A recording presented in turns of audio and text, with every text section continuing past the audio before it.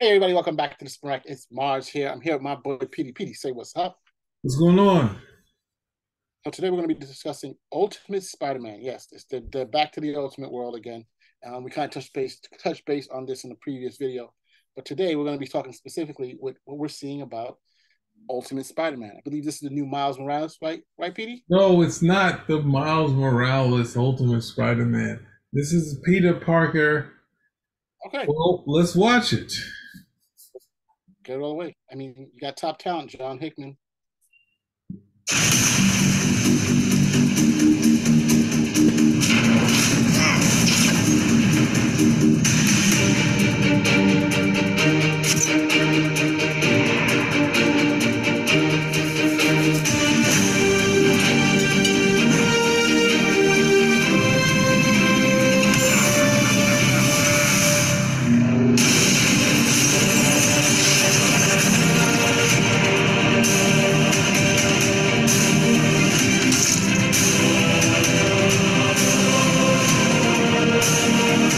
Well, I may have gone.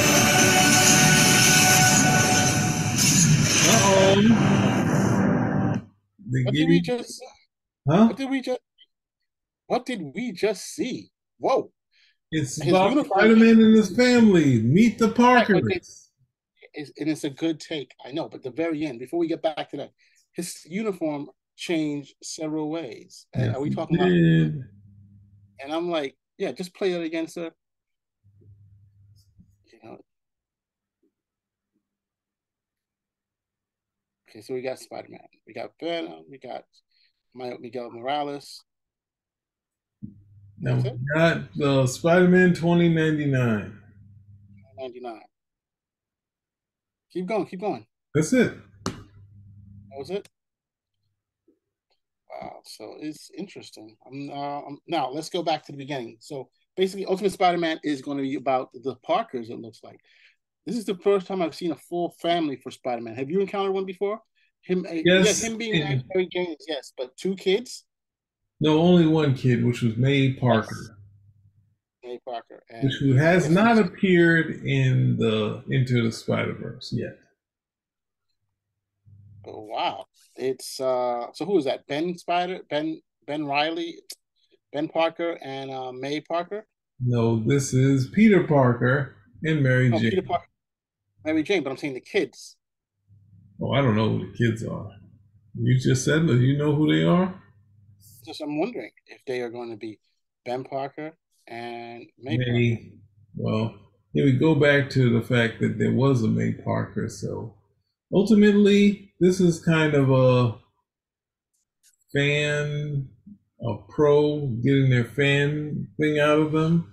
Probably liked the marriage. He probably liked the Todd McFarlane and David Michelini's Spider-Man, where they kind of played up the marriage as a successful marriage.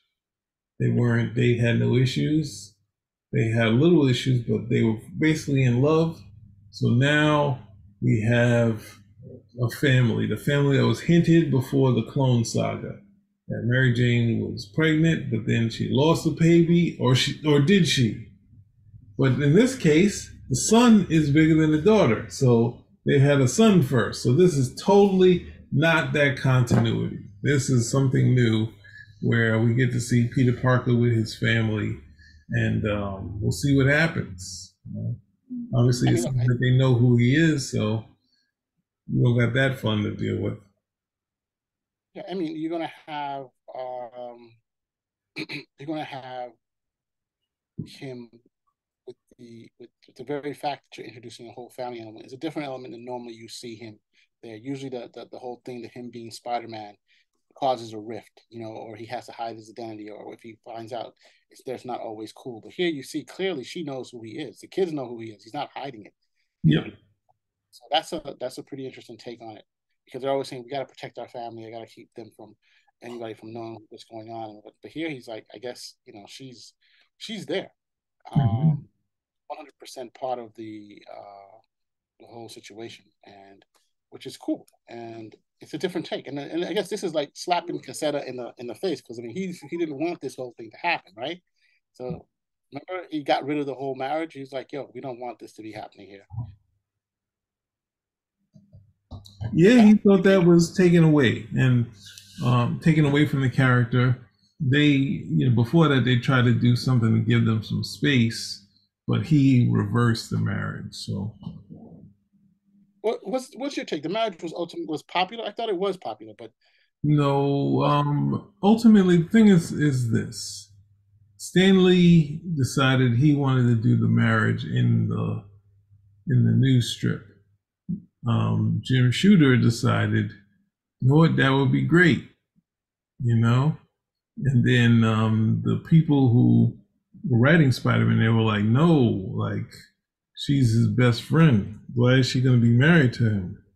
So then he fired those two off of the Spider-Man title, and then Shooter was looking for an artist to do the Spider-Man annual, and everyone was turning them down because they didn't want to deal with a Shooter who could reject the entire issue.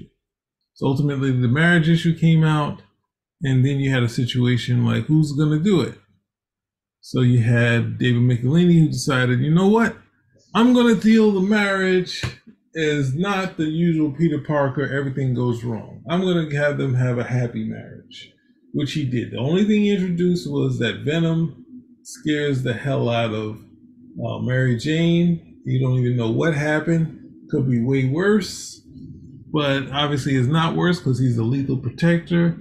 So ultimately, he gives up the black costume and he goes back to the original, and it starts the adventures of their wedding. So they have. She's a supermodel. She loses a supermodel gig. She becomes a soap opera actress. So she's not. She's not. They're not filthy rich. So then later on, she gets. So they go through a whole bunch of for a decent while. The marriage was done in a positive way. It's not till there was a switch with writers, which was J.M. DeMatteis. He has May die, add some tension, and then ultimately he has Mary Jane pregnant, which I guess editorial they decided that's when they were going to introduce the clone saga and say the clone was real. So Peter Parker now didn't have to have a kid. And the other Ben Riley could have the kid, and Peter Parker goes off. Even though it was supposed to be a short storyline, it turned into a way for them to have their cake and eat it too. But then they were like, wait a second, let's kind of put some stuff back. So they brought back the Green Goblin. They brought back Peter Parker being the real one. Mary Jane doesn't have the kid, but ultimately they're still sort of married.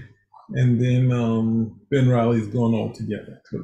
You know, the wedding, it just depends on who was writing it. So David Michelini and I think who else? Jerry Conway, and there might have been another writer.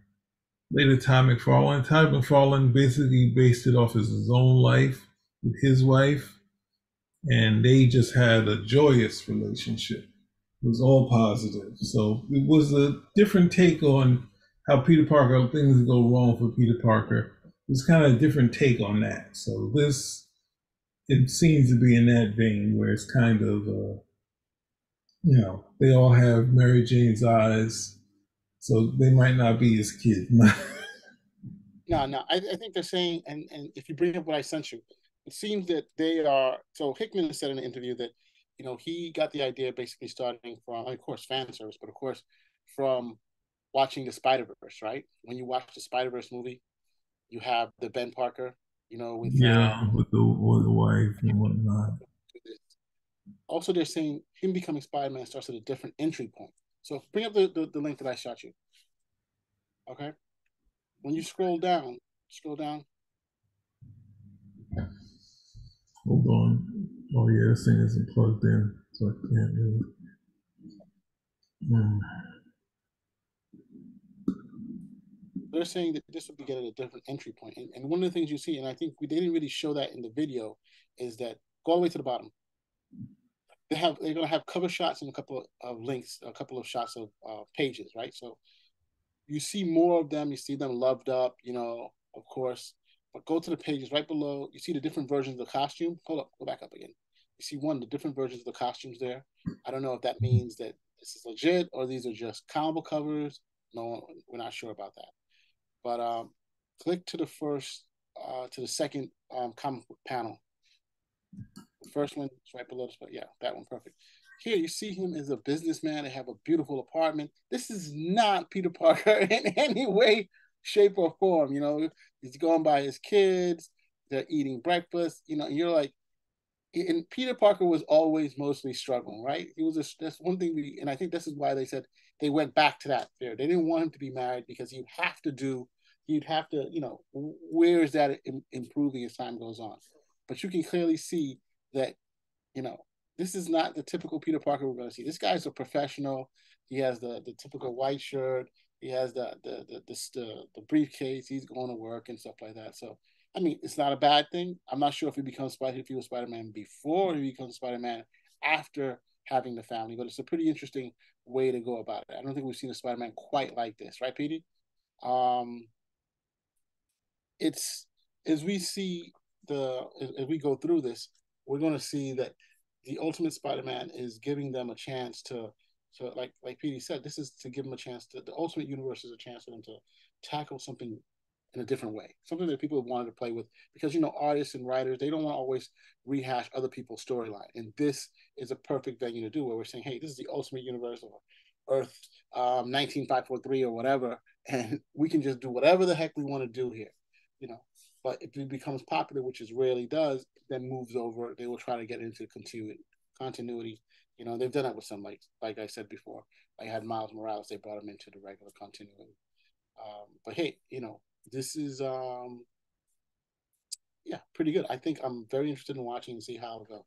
Jonathan Hickman, of course, one of the blockbuster guys there, and Chichetto, he does a great job with the art. I mean, so you got top notch talent on this, um, on this piece, you know, and you can't go wrong with the art. It's easy on the eyes. Well, I can't find the book, but have you read Outliers? No, I have not. So the From Malcolm Marvel? Gladwell book, he talks about how your outlook can change your how you move forward in your life. And he used Bill Gates as an example, and he compared it to someone who I'm not sure if he gave the person the actual name, but another person who was genius level, but just doing a small job. No, because of struggling with his mother, and it seemed like Spider-Man's story.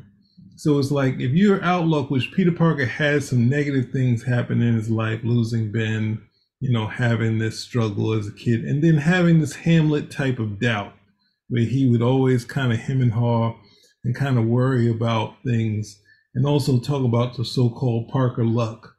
So that would mean why he's not someone that could take his web formula and become a complete success, right? So it's like there's a dynamic that's actually happens with people that works with Peter Parker, but we fans say, hey, he's a genius. He should be able to make and become successful and make a lot of money, which most of the time you could be just a lab tech and you might find something and someone else makes $1 million off of it, where Bill Gates would have never let that happen. So, and Bill Gates on the other side being able to see other things that people had that they weren't using the right way was his like Xerox. So it's a different outlook. And Peter Parker's outlook is he's a hero, but at the same time, he has this worry, he has this doubt, but he's still a hero at the same time. And he also has the so-called Parker luck. So having this where he's totally together,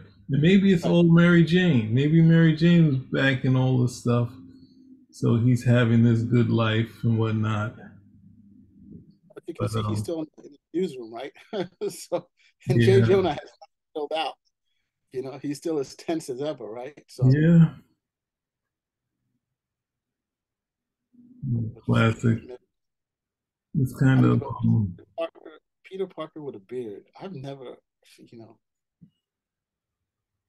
really. Yeah, I Gotta don't know, find but the out. artist is okay though. I won't take too much away from him. Well, somebody was his muse. I find that guy walking out. Yo, Peter Parker, Ultimate Spider-Man. Yo. So yeah, I think it's interesting. I'm Oh, definitely they're curious. named after his parents, Richard. Well, Richard, one is after his father, and the other's after May. I can't remember what his daughter, his mother was named. So, but no, his mother is actually Aunt May. If you read the Mark Miller's storyline, Yeah, that was crazy. That is nuts. Then why call me aunt all these years? You know, so she want to break, she want to break Ben's this heart. 'Cause- and there's tons of variant covers, man. So people are gonna be buying that stuff oh left and yeah, right. can I see those? Well, I mean, this is something they're pushing out. No pun intended. So they're gonna have a lot of covers to cover. Look at that. They got J. Scott Campbell. Look at that. He looks like freaking Dapper Dan. Can't see it, bro. Oh, sorry.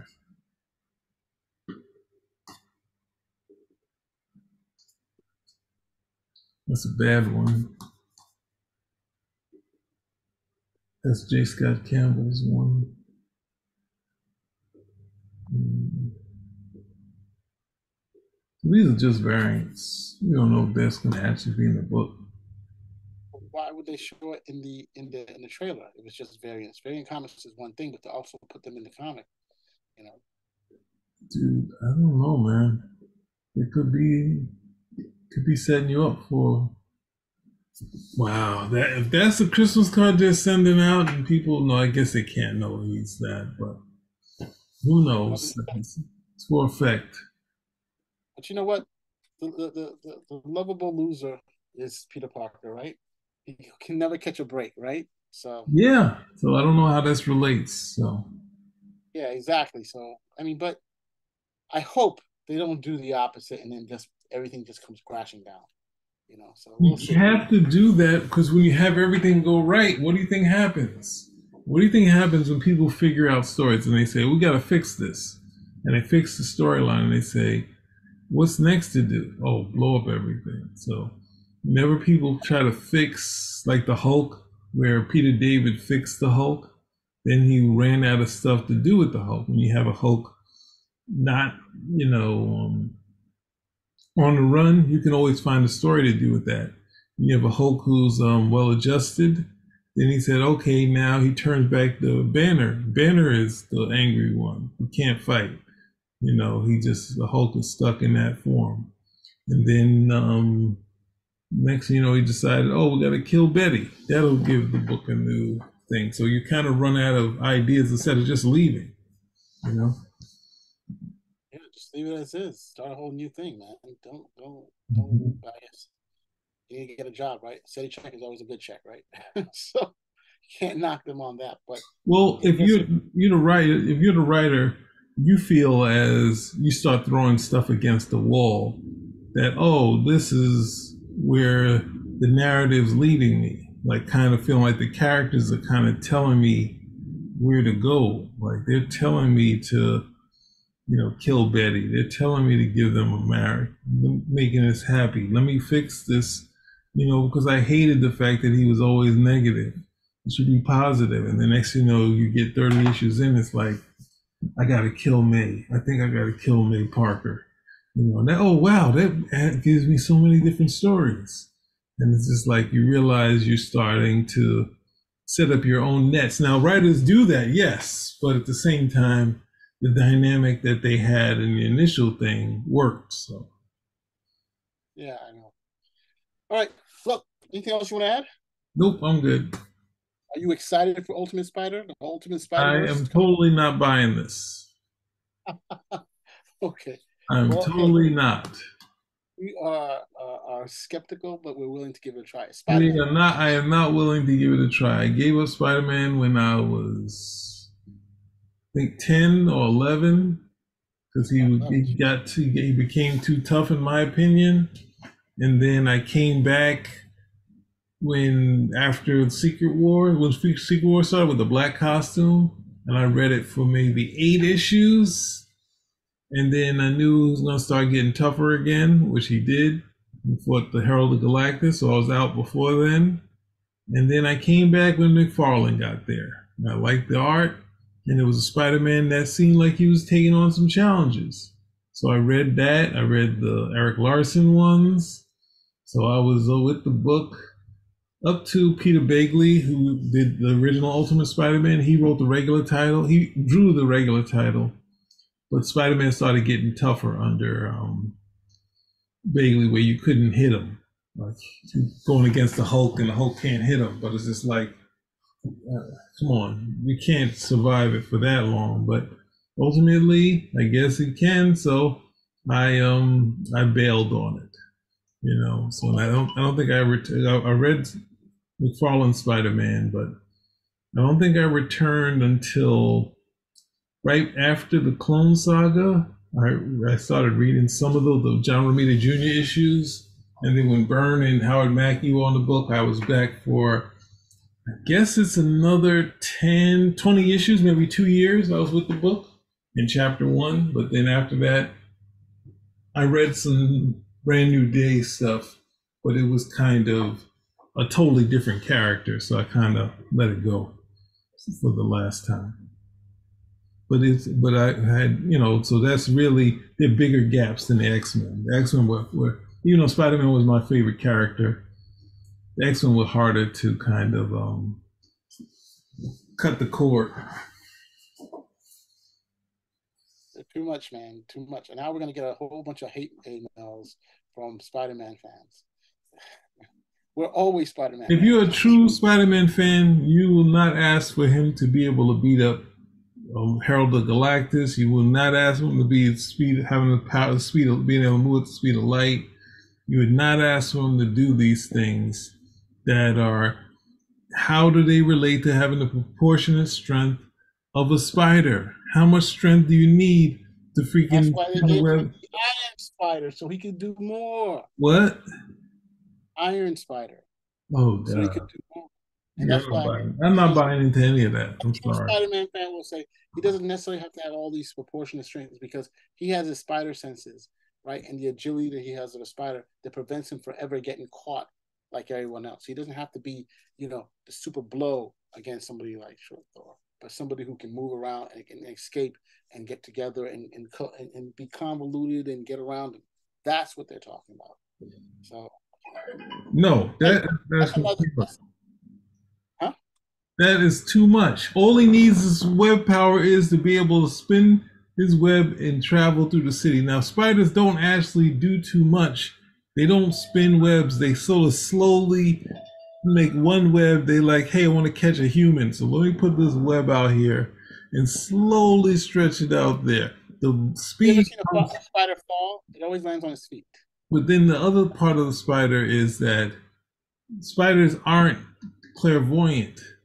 They're just able to, and especially a bigger spider, the hairs also help them protect and be quicker. But at the same time, you can track them and you can hit them.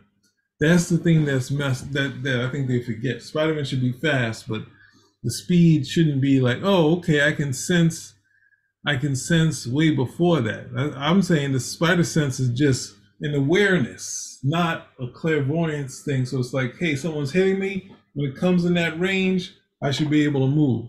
But someone who's like the Silver Surfer, they're faster than that. The Scorpion was supposed to be faster than that. So,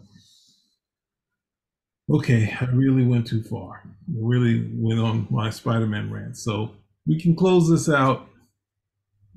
Spinnerack Is out.